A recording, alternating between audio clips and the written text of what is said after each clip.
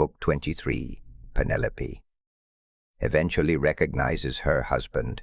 Early in the morning, Ulysses, Telemachus, Eumaeus, and Philoetius leave the town. Euryclea now went upstairs laughing to tell her mistress that her dear husband had come home. Her aged knees became young again, and her feet were nimble for joy as she went up to her mistress and bent over her head to speak to her. "Wake up, Penelope, my dear child," she exclaimed, "and see with your own eyes something that you have been wanting this long time past. Ulysses has at last indeed come home again, and has killed the suitors who were giving so much trouble in his house, eating up his estate and ill-treating his son." "My good nurse," answered Penelope, "you must be mad. The gods sometimes send some very sensible people out of their minds, and make foolish people become sensible. This is what they must have been doing to you, for you always used to be a reasonable person. Why should you thus mock me when I have trouble enough already, talking such nonsense, and waking me up out of a sweet sleep that had taken possession of my eyes and closed them? I have never slept so soundly from the day my poor husband went to that city with the ill-omened name. Go back again into the women's room. If it had been anyone else who had woke me up to bring me such absurd news, I should have sent her away with a severe scolding. As it is, your age shall protect you." "My dear child," answered Euryclea, "I am not mocking you. It is quite true, as I tell you, that Ulysses is come home again. He was the stranger whom they all kept on treating so badly in the cloister. Telemachus knew all the time that he was come back, but kept his father's secret, that he might have his revenge on all these wicked people." Then Penelope sprang up from her couch, threw her arms round Euryclea, and wept for joy. "But, my dear nurse," said she, "explain this to me. If he has really come home, as you say, how did he manage to overcome the wicked suitors single-handed, seeing what a number of them there always were?" "I was not there," answered Euryclea, "and do not know. I only heard them groaning while they were being killed. We sat crouching and huddled up in a corner of the women's room with the doors closed, till your son came to fetch me because his father sent him. Then I found Ulysses standing over the corpses that were lying on the ground, all round him, one on top of the other. You would have enjoyed it if you could have seen him standing there all bespattered with blood and filth, and looking just like a lion. But the corpses are now all piled up in the gatehouse that is in the outer court, and Ulysses has lit a great fire to purify the house with sulphur. He has sent me to call you, so come with me that you may both be happy together after all. For now at last the desire of your heart has been fulfilled. Your husband is come home to find both wife and son alive and well, and to take his revenge in his own house on the suitors who behaved so badly to him." "My dear nurse," said Penelope, "do not exult too confidently over all this. You know how delighted everyone would be to see Ulysses come home, more particularly myself and the son who has been born to both of us. But what you tell me cannot be really true. It is some god who is angry with the suitors for their great wickedness and has made an end of them. For they respected no man in the whole world, neither rich nor poor, who came near them, and they have come to a bad end in consequence of their iniquity. Ulysses is dead far away from the Achaean land. He will never return home again." Then Nurse Euryclea said, "My child, what are you talking about? But you are all hard of belief, and have made up your mind that your husband is never coming, although he is in the house and by his own fireside at this very moment. Besides, I can give you another proof. When I was washing him, I perceived the scar which the wild boar gave him, and I wanted to tell you about it, but in his wisdom he would not let me, and clapped his hands over my mouth. So come with me, and I will make this bargain with you. If I am deceiving you, you may have me killed by the most cruel death you can think of." "My dear nurse," said Penelope, "however wise you may be, you can hardly fathom the counsels of the gods. Nevertheless, we will go in search of my son. that I may see the corpses of the suitors and the man who has killed them." On this she came down from her upper room, and while doing so she considered whether she should keep at a distance from her husband and question him, or whether she should at once go up to him and embrace him. When, however, she had crossed the stone floor of the cloister, she sat down opposite Ulysses by the fire, against the wall at right angles, while Ulysses sat near one of the bearing posts, looking upon the ground, and waiting to see what his brave wife would say to him when she saw him. For a long time she sat silent, and as one lost in amazement. At one moment she looked him full in the face, but then again directly she was misled by his shabby clothes and failed to recognize him, till Telemachus began to reproach her and said, "Mother, but you are so hard that I cannot call you by such a name. Why do you keep away from my father in this way? Why do you not sit by his side and begin talking to him and asking him questions?" Now, no other woman could bear to keep away from her husband when he had come back to her after 20 years of absence, and after having gone through so much. But your heart always was as hard as a stone. Penelope answered, "My son, I am so lost in astonishment that I can find no words in which either to ask questions or to answer them. I cannot even look him straight in the face. Still, if he really is Ulysses, come back to his own home again. We shall get to understand one another better by and by, for there are tokens with which we two are alone acquainted, and which are hidden from all others." Ulysses smiled at this, and said to Telemachus, "Let your mother put me to any proof she likes. She will make up her mind about it presently. She rejects me for the moment, and believes me to be somebody else, because I am covered with dirt and have such bad clothes on. Let us, however, consider what we had better do next.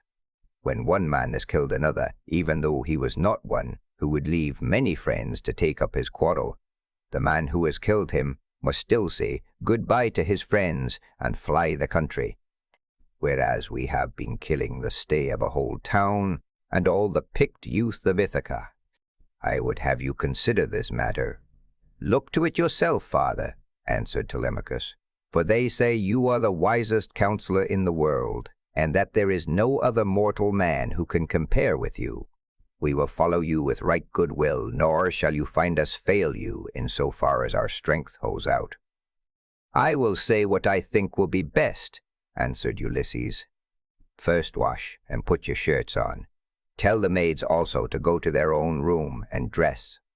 Phemius shall then strike up a dance tune on his lyre, so that if people outside hear, or any of the neighbors, or someone going along the street happens to notice it, they may think there is a wedding in the house, and no rumors about the death of the suitors will get about in the town, before we can escape to the woods upon my own land.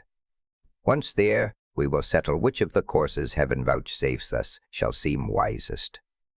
Thus did he speak, and they did even as he had said. First they washed and put their shirts on, while the women got ready. Then Phemius took his lyre and set them all longing for sweet song and stately dance. The house re-echoed with the sound of men and women dancing, and the people outside said, "I suppose the queen has been getting married at last. She ought to be ashamed of herself for not continuing to protect her husband's property until he comes home." This was what they said, but they did not know what it was that had been happening. The upper servant Eurynome washed and anointed Ulysses in his own house, and gave him a shirt and cloak, while Minerva made him look taller and stronger than before. She also made the hair grow thick on the top of his head, and flow down in curls like hyacinth blossoms. She glorified him about the head and shoulders, just as a skillful workman who has studied art of all kinds, under Vulcan or Minerva, and his work is full of beauty, enriches a piece of silver plate by gilding it. He came from the bath, looking like one of the immortals, and sat down opposite his wife on the seat he had left. "My dear," said he, "heaven has endowed you with a heart more unyielding than woman ever yet had. No other woman could bear to keep away from her husband, when he had come back to her after 20 years of absence, and after having gone through so much. But come, nurse, get a bed ready for me. I will sleep alone, for this woman has a heart as hard as iron. My dear, answered Penelope, I have no wish to set myself up, nor to depreciate you. But I am not struck by your appearance, for I very well remember what kind of a man you were when you set sail from Ithaca. Nevertheless, Eurycleia, take his bed outside the bedchamber that he himself built. Bring the bed outside this room, and put bedding upon it with fleeces, good coverlets, and blankets. She said this to try him, but Ulysses was very angry and said, Wife, I am much displeased at what you have just been saying. Who has been taking my bed from the place in which I left it? He must have found it a hard task, no matter how skilled a workman he was, unless some god came and helped him to shift it.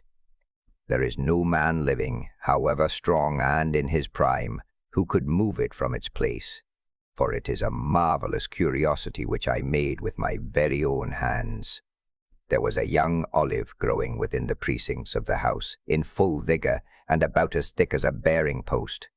I built my room round this with strong walls of stone and a roof to cover them, and I made the doors strong and well-fitting. Then I cut off the top boughs of the olive tree and left the stump standing. This I dressed roughly from the root upwards, and then worked with carpenter's tools well and skillfully, straightening my work by drawing a line on the wood and making it into a bed prop. I then bored a hole down the middle and made it the center post of my bed, at which I worked till I had finished it, inlaying it with gold and silver. After this, I stretched a hide of crimson leather from one side of it to the other. So, you see, I know all about it, and I desire to learn whether it is still there, or whether anyone has been removing it by cutting down the olive tree at its roots. When she heard the sure proofs Ulysses now gave her, she fairly broke down. She flew weeping to his side, flung her arms about his neck, and kissed him. Do not be angry with me, Ulysses, she cried. You, who are the wisest of mankind, we have suffered, both of us. Heaven has denied us the happiness of spending our youth and of growing old together. Do not then be aggrieved or take it amiss that I did not embrace you. Thus, as soon as I saw you, I have been shuddering all the time, through fear that someone might come here and deceive me with a lying story. For there are many very wicked people going about. Jove's daughter Helen would never have yielded herself to a man from a foreign country if she had known that the sons of Achaeans would come after her and bring her back. Heaven put it in her heart to do wrong, and she gave no thought to that sin which has been the source of all our sorrows. Now, however, that you have convinced me by showing that you know all about our bed, which no human being has ever seen. But you and I and a single maidservant, the daughter of Actor, who was given me by my father on my marriage, and who keeps the doors of our room hard of belief, though I have been, I can mistrust no longer. Then Ulysses in his turn melted, and wept as he clasped his dear and faithful wife to his bosom. As the sight of land is welcome to men who are swimming towards the shore, when Neptune has wrecked their ship with the fury of his winds and waves. A few alone reach the land, and these, covered with brine, are thankful when they find themselves on firm ground and out of danger. Even so was her husband welcome to her as she looked upon him, and she could not tear her two fair arms from about his neck. Indeed, they would have gone on indulging their sorrow till rosy-fingered morn appeared, had not Minerva determined otherwise, and held night back in the far west, while she would not suffer dawn to leave Oceanus, nor to yoke the two steeds, Lampus and Phaethon, that bear her onward to break the day upon mankind. At last, however, Ulysses said, Wife, we have not yet reached the end of our troubles. I have an unknown amount of toil still to undergo. It is long and difficult, but I must go through with it. For thus the shade of Tiresias prophesied concerning me, on the day when I went down into Hades to ask about my return and that of my companions. But now let us go to bed, that we may lie down and enjoy the blessed boon of sleep. "You shall go to bed as soon as you please," replied Penelope, "now that the gods have sent you home to your own good house and to your country. But as heaven has put it in your mind to speak of it, tell me about the task that lies before you. I shall have to hear about it later, so it is better that I should be told at once." "My dear," answered Ulysses, "why should you press me to tell you? Still, I will not conceal it from you, though you will not like it. I do not like it myself, for Tiresias bade me travel far and wide, carrying an oar, till I came to a country where the people have never heard of the sea, and do not even mix salt with their food. They know nothing about ships, nor oars that are as the wings of a ship. He gave me this certain token, which I will not hide from you. He said that a wayfarer should meet me, and ask me whether it was a winnowing shovel that I had on my shoulder. On this, I was to fix my oar in the ground, and sacrifice a ram, a bull, and a boar to Neptune. After which I was to go home and offer hecatombs to all the gods in heaven, one after the other. As for myself, he said that death should come to me from the sea, and that my life should ebb away very gently when I was full of years and peace of mind, and my people should bless me. All this, he said, should surely come to pass. And Penelope said, "If the gods are going to vouchsafe you a happier time in your old age, you may hope then to have some respite from misfortune." Thus did they converse. Meanwhile Eurynome and the nurse took torches and made the bed ready with soft coverlets. As soon as they had laid them, the nurse went back into the house to go to her rest, leaving the bedchamber woman Eurynome to show Ulysses and Penelope to bed by torchlight. When she had conducted them to their room, she went back, and they then came joyfully to the rights of their own old bed. Telemachus, Philoetius, and the swineherd now left off dancing, and made the women leave off also. They then laid themselves down to sleep in the cloisters. When Ulysses and Penelope had had their fill of love, they fell talking with one another. She told him how much she had had to bear in seeing the house filled with a crowd of wicked suitors, who had killed so many sheep and oxen on her account, and had drunk so many casks of wine. Ulysses in his turn told her what he had suffered, and how much trouble he had himself given to other people. He told her everything, and she was so delighted to listen that she never went to sleep till he had ended his whole story. He began with his victory over the Cicons, and how he thence reached the fertile land of the lotus-eaters. He told her all about the Cyclops, and how he had punished him for having so ruthlessly eaten his brave comrades. How he then went on to Aeolus, who received him hospitably and furthered him on his way. But even so, he was not to reach home, for to his great grief a hurricane carried him out to sea again. How he went on to the Laestrygonian city, Telepylus, where the people destroyed all his ships with their crews, save himself and his own ship only. Then he told of cunning Circe and her craft, and how he sailed to the chill house of Hades to consult the ghost of the Theban prophet Tiresias, and how he saw his old comrades in arms, and his mother who bore him and brought him up when he was a child. How he then heard the wondrous singing of the sirens, and went on to the wandering rocks and terrible Charybdis, and to Scylla, whom no man had ever yet passed in safety. How his men then ate the cattle of the sun god, and how Jove therefore struck the ship with his thunderbolts, so that all his men perished together, himself alone being left alive.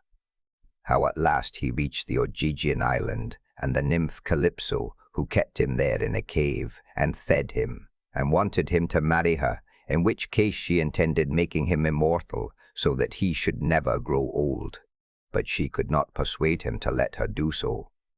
And how after much suffering he had found his way to the Phaeacians, who had treated him as though he had been a god, and sent him back in a ship to his own country after having given him gold, bronze, and raiment in great abundance. This was the last thing about which he told her, for here a deep sleep took hold upon him and eased the burden of his sorrows. Then Minerva bethought her of another matter. When she deemed that Ulysses had had both of his wife and of repose, she bade golden-throned Dawn rise out of Oceanus, that she might shed light upon mankind. On this, Ulysses rose from his comfortable bed and said to Penelope, "Wife, we have both of us had our full share of troubles, you here in lamenting my absence, and I in being prevented from getting home, though I was longing all the time to do so. Now, however, that we have at last come together, take care of the property that is in the house. As for the sheep and goats which the wicked suitors have eaten, I will take many myself by force from other people, and will compel the Achaeans to make good the rest, till they shall have filled all my yards. I am now going to the wooded lands out in the country to see my father, who has so long been grieved on my account, and to yourself I will give these instructions, though you have little need of them. At sunrise it will at once get abroad that I have been killing the suitors. Go upstairs, therefore, and stay there with your women. See nobody and ask no questions." As he spoke, he girded on his armor. Then he roused Telemachus, Phaeocius, and Eumaeus, and told them all to put on their armor also. This they did, and armed themselves. When they had done so, they opened the gates and sallied forth, Ulysses leading the way. It was now daylight, but Minerva nevertheless concealed them in darkness and led them quickly out of the town. Book 24. 4. The ghosts of the suitors in Hades, Ulysses and his men, go to the house of Laertes, the people of Ithaca, come out to attack Ulysses, but Minerva concludes a peace. Then Mercury of Cyllene summoned the ghosts of the suitors, and in his hand he held the fair golden wand with which he seals men's eyes in sleep, or wakes them just as he pleases. With this he roused the ghosts and led them, while they followed whining and gibbering behind him. As bats fly squealing in the hollow of some great cave, when one of them has fallen out of the cluster in which they hang, even so did the ghosts whine and squeal as Mercury, the healer of sorrow, led them down into the dark abode of death. When they had passed the waters of Oceanus and the rock Leucas, they came to the gates of the sun and the land of dreams, whereon they reached the meadow of Asphodel, where dwell the souls and shadows of them that can labor no more. Here they found the ghost of Achilles, son of Peleus, with those of Patroclus, Antilochus, and Ajax, who was the finest and handsomest man of all the Danaans, after the son of Peleus himself. They gathered round the ghost of the son of Peleus, and the ghost of Agamemnon joined them, sorrowing bitterly.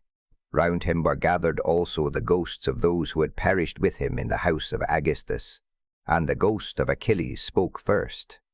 "Son of Atreus," it said, "we used to say that Jove had loved you better from first to last than any other hero, for you were captain over many and brave men when we were all fighting together before Troy. Yet the hand of death, which no mortal can escape, was laid upon you all too early. Better for you had you fallen at Troy in the heyday of your renown, for the Achaeans would have built a mound over your ashes, and your son would have been heir to your good name, whereas it has now been your lot to come to a most miserable end." "Happy son of Peleus," answered the ghost of Agamemnon, "for having died at Troy far from Argos, while the bravest of the Trojans and the Achaeans fell round you fighting for your body. There you lay in the whirling clouds of dust, all huge and hugely heedless now of your chivalry. We fought the whole of the livelong day, nor should we ever have left off if Jove had not sent a hurricane to stay us. Then, when we had borne you to the ships out of the fray, we laid you on your bed and cleansed your fair skin with warm water and with ointments. The Danaans tore their hair and wept bitterly round about you. Your mother, when she heard, came with her immortal nymphs from out of the sea, and the sound of a great wailing went forth over the waters, so that the Achaeans quaked for fear. They would have fled panic-stricken to their ships, had not wise old Nestor, whose counsel was ever truest, checked them, saying, "Hold, Argives, fly not, sons of the Achaeans, this is his mother, coming from the sea with her immortal nymphs to view the body of her son." Thus he spoke, and the Achaeans feared no more. The daughters of the old man of the sea stood round you, weeping bitterly, and clothed you in immortal raiment. The 9 Muses also came and lifted up their sweet voices in lament, calling and answering one another. There was not an Argive, but wept for pity of the dirge they chaunted. Days and nights, 7 and 10, we mourned you, mortals and immortals. But on the 18th day we gave you to the flames, and many a fat sheep with many an ox did we slay and sacrifice around you. You are burnt in raiment of the gods, with rich resins and with honey, while heroes, horse and foot, clash their arm around the pile as you are burning, with the tramp as of a great multitude. But when the flames of heaven had done their work, we gathered your white bones at daybreak, and laid them in ointments and in pure wine. Your mother brought us a golden vase to hold them, gift of Bacchus, and work of Vulcan himself. In this we mingled your bleached bones with those of Patroclus, who had gone before you, and separate. We enclosed also those of Antilochus, who had been closer to you than any other of your comrades, now that Patroclus was no more. Over these the host of the Argives built a noble tomb, on a point jutting out over the open Hellespont, that it might be seen from far out upon the sea by those now living, and by them that shall be born hereafter. Your mother begged prizes from the gods, and offered them to be contended for by the noblest of the Achaeans. You must have been present at the funeral of many a hero, when the young men gird themselves, and make ready to contend for prizes on the death of some great chieftain. But you never saw such prizes as silver-footed Thetis offered in your honor. For the gods loved you well. Thus, even in death your fame, Achilles, has not been lost, and your name lives evermore among all mankind. But as for me, what solace had I when the days of my fighting were done? For Jove willed my destruction on my return, by the hands of Aegisthus and those of my wicked wife. Thus did they converse, and presently Mercury came up to them with the ghosts of the suitors who had been killed by Ulysses. The ghosts of Agamemnon and Achilles were astonished at seeing them, and went up to them at once. The ghost of Agamemnon recognized Amphimedon, son of Millennius, who lived in Ithaca and had been his host, so it began to talk to him. "Amphedon," it said, "what has happened to all you fine young men, all of an age too, that you are come down here under the ground? One could pick no finer body of men from any city. Did Neptune raise his winds and waves against you when you were at sea? Or did your enemies make an end of you on the mainland, when you were cattle lifting or sheep stealing, or while fighting in defense of their wives and city? Answer my question, for I have been your guest. Do you not remember how I came to your house with Menelaus, to persuade Ulysses to join us with his ships against Troy? It was a whole month ere we could resume our voyage, for we had hard work to persuade Ulysses to come with us. And the ghost of Amphimedon answered, Agamemnon, son of Atreus, king of men, I remember everything that you have said, and will tell you fully and accurately about the way in which our end was brought about. Ulysses had been long gone, and we were courting his wife, who did not say point blank that she would not marry nor yet bring matters to an end, for she meant to compass our destruction. This, then, was the trick she played us. She set up a great tambour frame in her room, and began to work on an enormous piece of fine needlework. "Sweethearts," said she, "Ulysses is indeed dead. Still, do not press me to marry again immediately. Wait, for I would not have my skill in needlework perish unrecorded till I have completed a pall for the hero Laertes against the time when death shall take him. He is very rich, and the women of the place will talk if he is laid out without a pall." This is what she said, and we assented. Whereupon we could see her working upon her great web all day long, but at night she would unpick the stitches again by torchlight. She fooled us in this way for 3 years without our finding it out. But as time wore on, and she was now in her 4th year, in the waning of moons and many days had been accomplished, one of her maids who knew what she was doing told us, and we caught her in the act of undoing her work. so she had to finish it whether she would or no. And when she showed us the robe she had made, after she had had it washed, its splendor was as that of the sun or moon. Then some malicious god conveyed Ulysses to the upland farm where his swineherd lives. Thither presently came also his son, returning from a voyage to Pylos, and the two came to the town when they had hatched their plot for our destruction. Telemachus came first, and then after him, accompanied by the swineherd, came Ulysses, clad in rags and leaning on a staff, as though he were some miserable old beggar.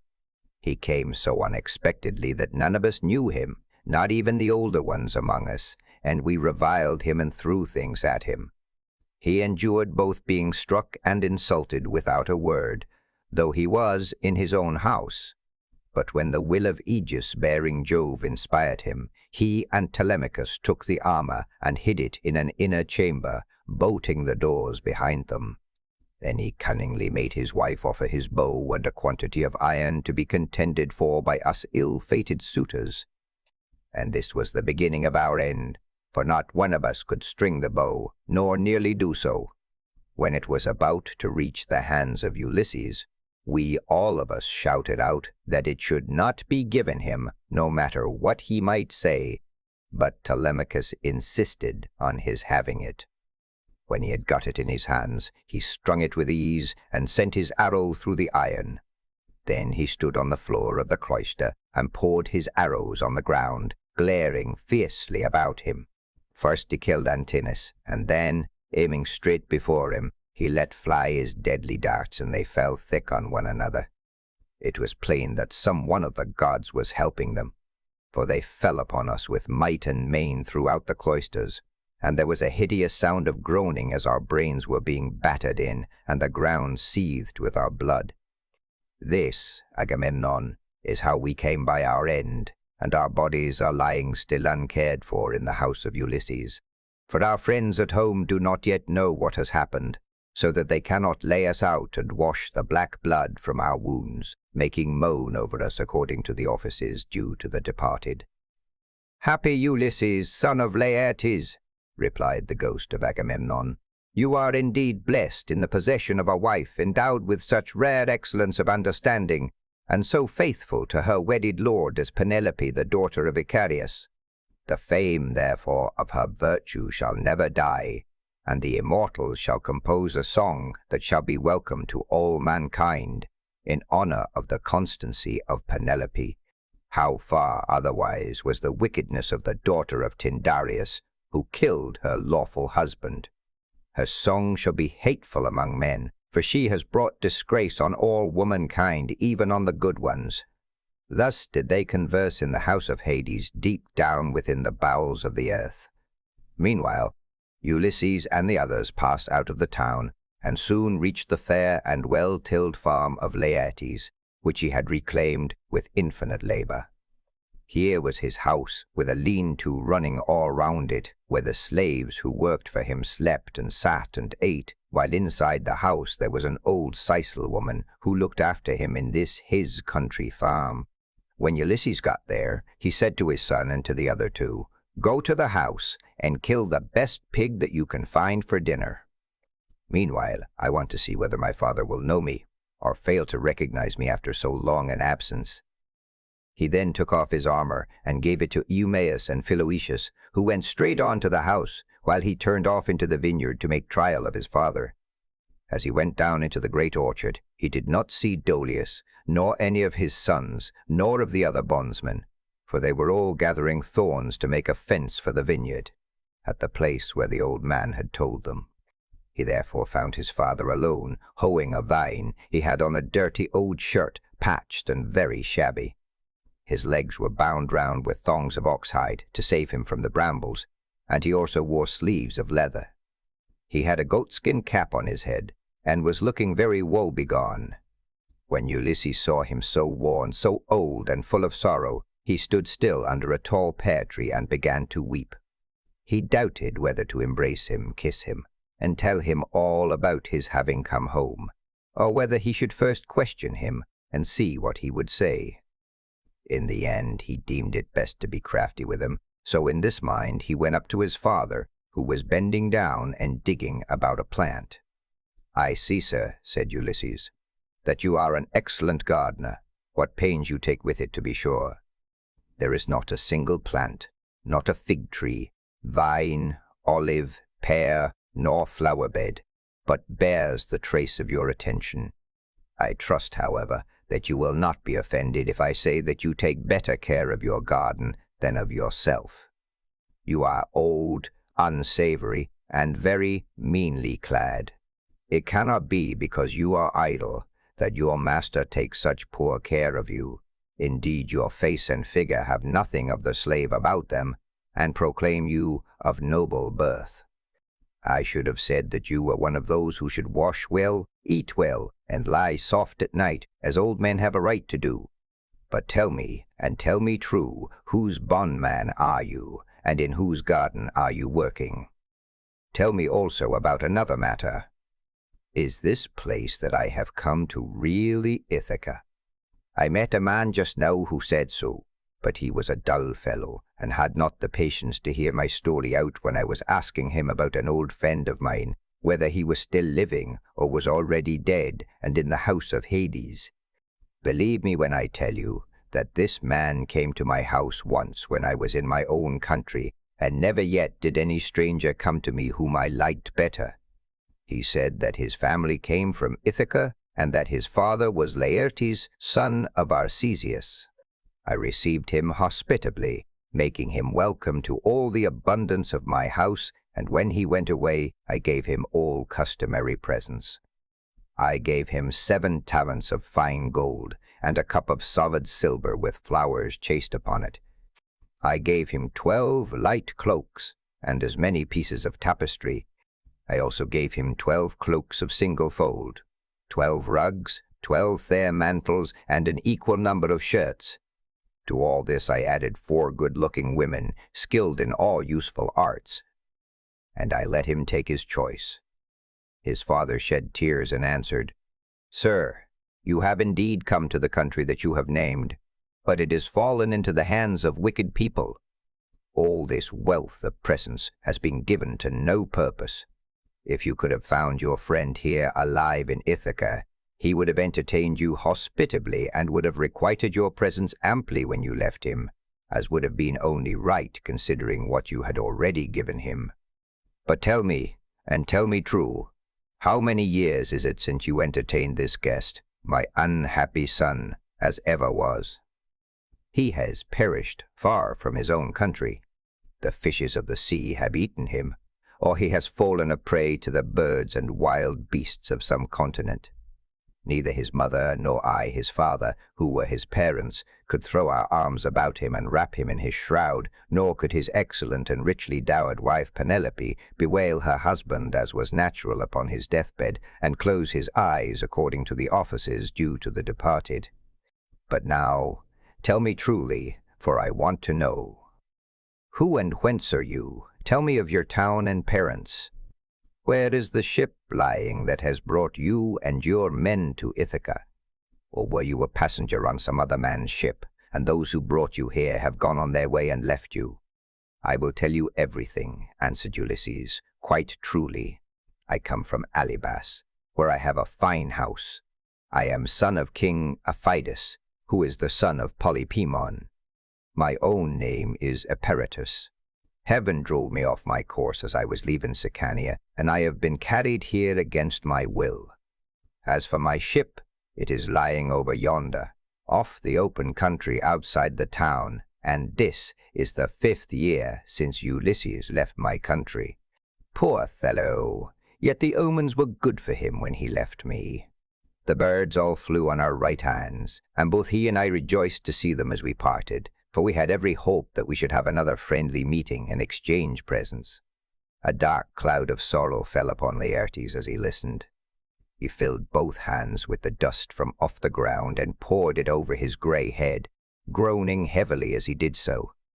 The heart of Ulysses was touched, and his nostrils quivered as he looked upon his father.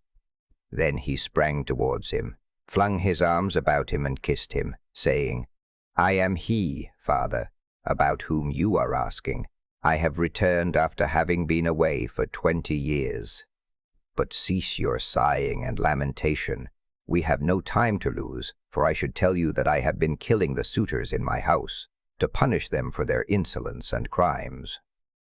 "If you really are my son Ulysses," replied Laertes, "and have come back again, you must give me such manifest proof of your identity as shall convince me." "First observe this scar," answered Ulysses, "which I got from a boar's tusk when I was hunting on Mount Parnassus. You and my mother had sent me to Autolycus, my mother's father, to receive the presents which, when he was over here, he had promised to give me. Furthermore, I will point out to you the trees in the vineyard which you gave me, and I asked you all about them as I followed you round the garden. We went over them all, and you told me their names and what they all were. You gave me 13 pear trees, 10 apple trees, and 40 fig trees. You also said you would give me 50 rows of vines. There was corn planted between each row, and they yield grapes of every kind, when the heat of heaven has been laid heavy upon them."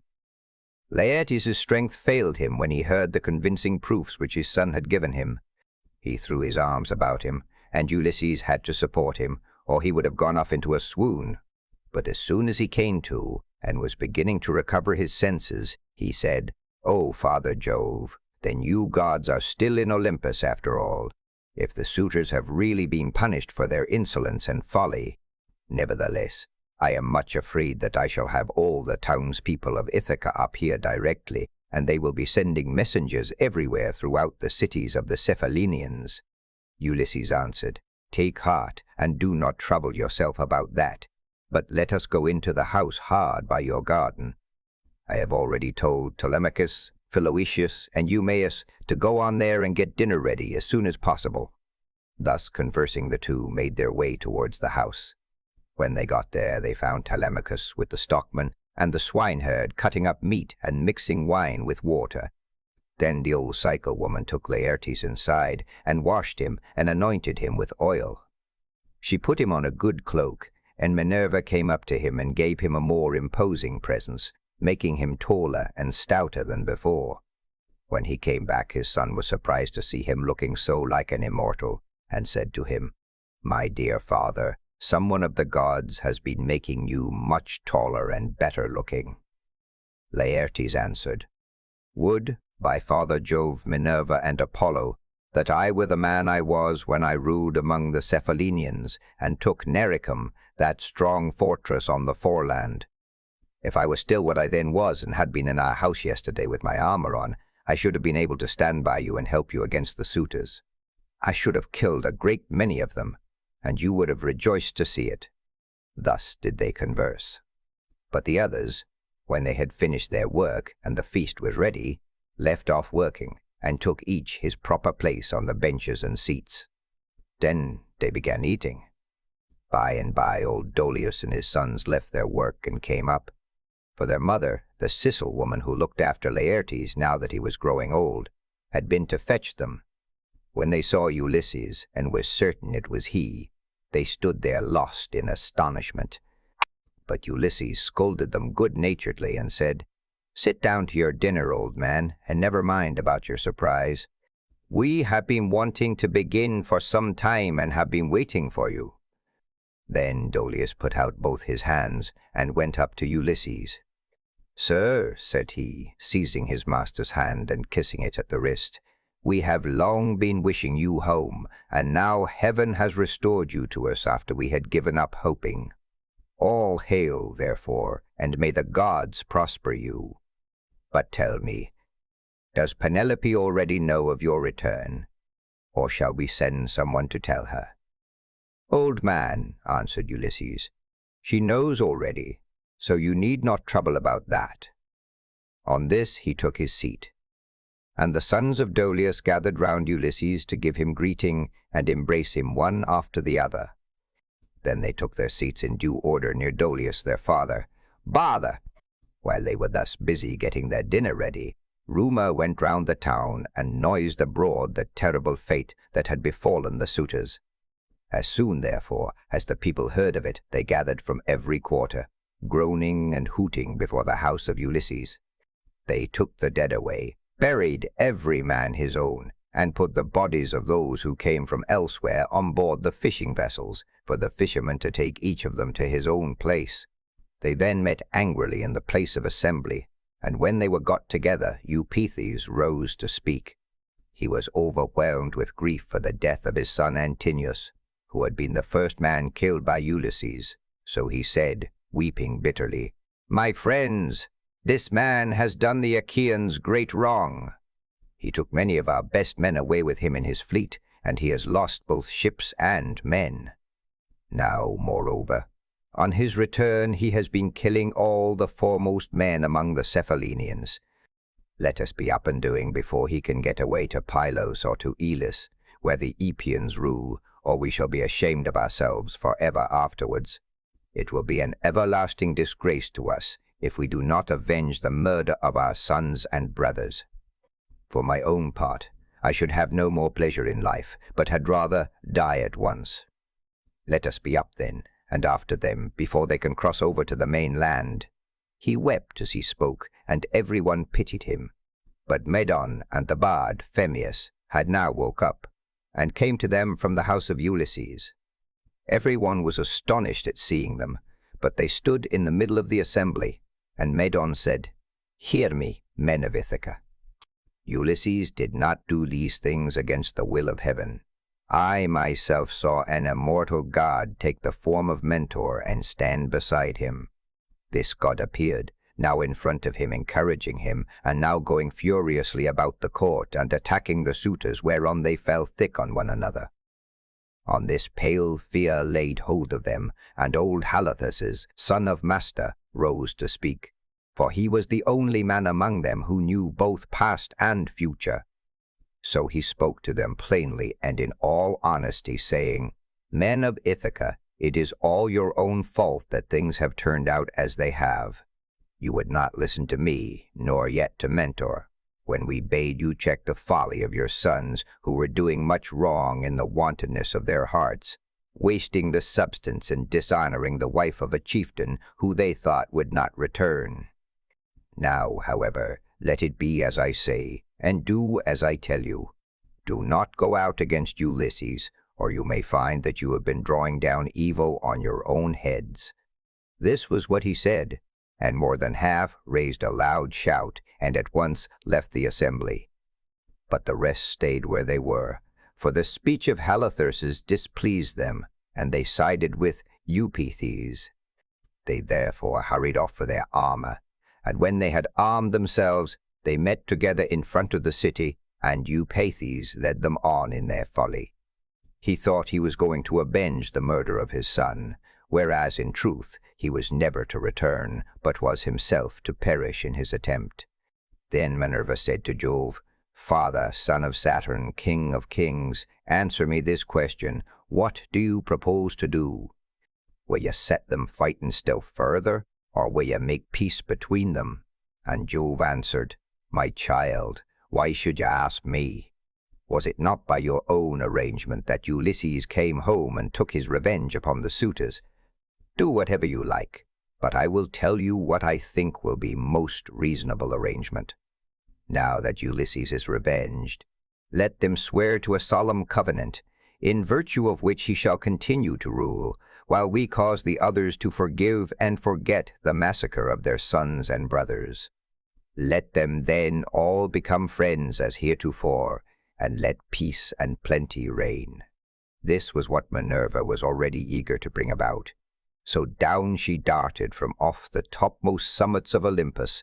Now, when Laertes and the others had done dinner, Ulysses began by saying, "Some of you go out and see if they are not getting close up to us." So one of Dolius's sons went as he was bid. Standing on the threshold, he could see them all quite near, and said to Ulysses, "Here they are, let us put on our armor at once." They put on their armor as fast as they could. That is to say, Ulysses, his 3 men, and the 6 sons of Dolius. Laertes also and Dolius did the same, warriors by necessity, in spite of their gray hair. When they had all put on their armor, they opened the gate and sallied forth, Ulysses leading the way. Then Jove's daughter Minerva came up to them, having assumed the form and voice of Mentor. Ulysses was glad when he saw her, and said to his son Telemachus, "Telemachus, now that you are about to fight in an engagement which will show every man's mettle, be sure not to disgrace your ancestors, who were eminent for their strength and courage all the world over." "You say truly, my dear father," answered Telemachus, "and you shall see, if you will, that I am in no mind to disgrace your family." Laertes was delighted when he heard this. "Good heavens," he exclaimed, "what a day I am enjoying! I do indeed rejoice at it. My son and grandson are vying with one another in the matter of valor."